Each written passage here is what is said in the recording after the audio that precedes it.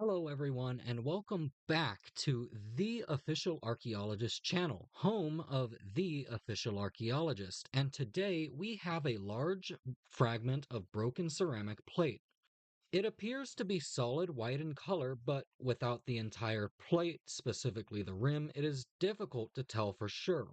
That said, if we flip the fragment over, what we can see is a maker's mark, blue in coloration and circular in shape.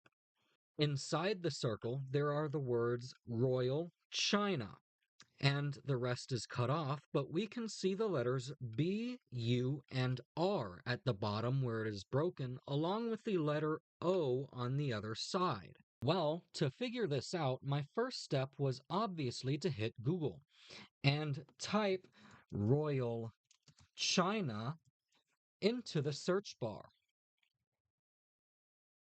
This did yield results, namely this Wikipedia page, which then linked to this page belonging to the Sebring, Ohio Historical Society. But there was a problem. Looking at the web page, none of the maker's marks matched the maker's mark on our plate here, which is unfortunate because obviously I want to be absolutely sure that this mark is associated with this company. That said, the search continued.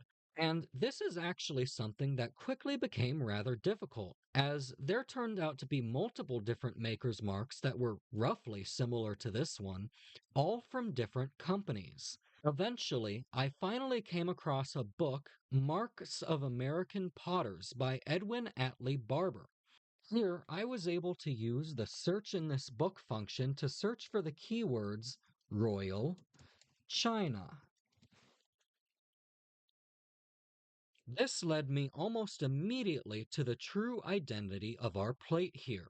This is the maker's mark of Burgess and Company. Look familiar? This appears to have been a subsidiary of the International Pottery Company, which was acquired by Burgess and Campbell when they purchased the shares of Carr and Clark and began production at their facility in Trenton, New Jersey, which was historically known as the pottery capital of the U.S. or Staffordshire of America.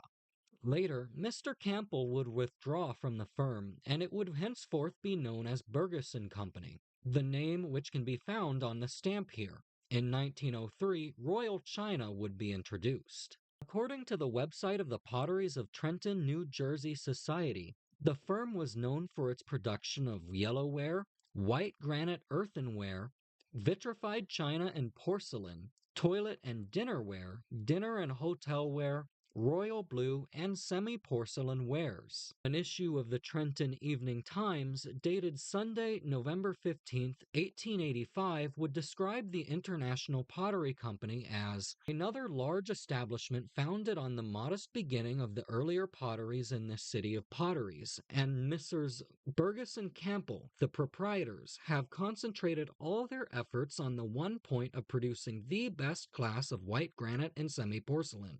They have succeeded in placing on the market an excellent grade of the two lines mentioned and have gained a reputation for durability of goods that cannot be disputed.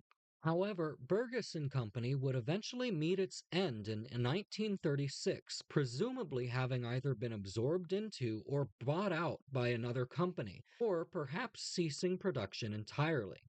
This plate then can be given an approximate date of manufacture sometime between 1903 and 1936. If you've made it this far, thank you very much for watching. If you liked what you saw, please give me a like. And if you'd like to see more, feel free to visit my channel or hit the subscribe button. Until next time.